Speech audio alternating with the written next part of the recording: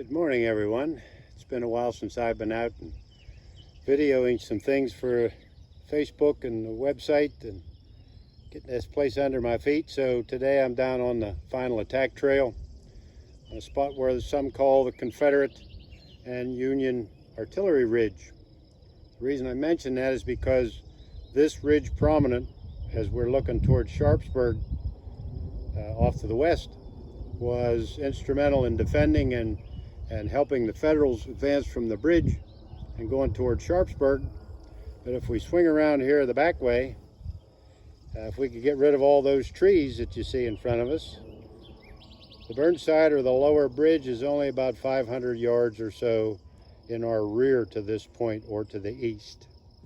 The interesting thing about that is with no trees, it's a great point of view and a point of angle for the Confederate artillery early in the morning. Wise's battery, under the direction of James Brown, was on this hill and gave some support to the Confederates defending the bridge. We hear a lot about the 400 or so Georgians at the bridgehead.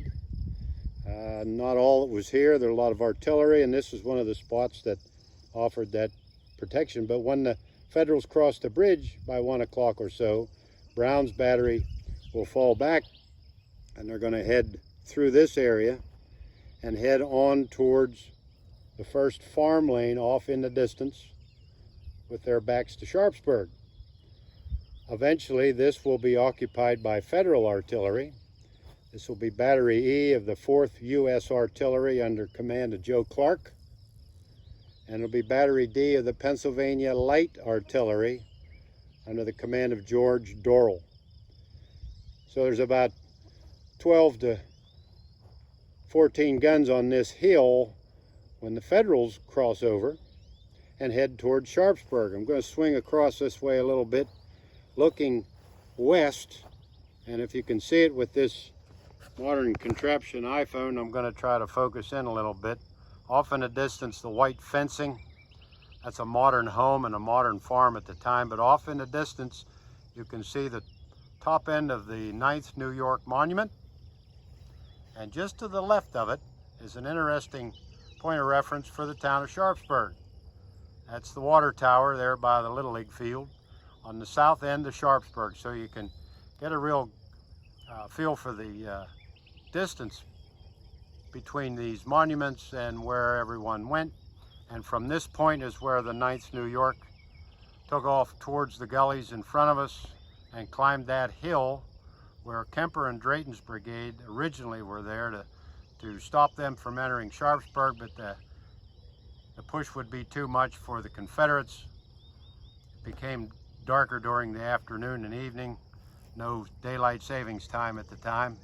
So it got really dark, and Burnside calls this whole shooting match off. So the end of the day is right down through this way. Some fighting in through the streets of Sharpsburg. Got dark, no one really knew. It was too confusing. Retreating Confederates coming through the main streets, not knowing who's who, so it all kind of fell apart. And the day of September 17th came to an end.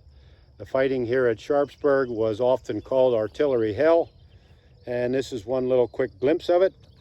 So when you get here, and I do offer that suggestion because this is an amazing place to come down the final attack trail, and from there you can get this place under your feet. So from RCM History Tours, thanks for watching and hope to see you soon.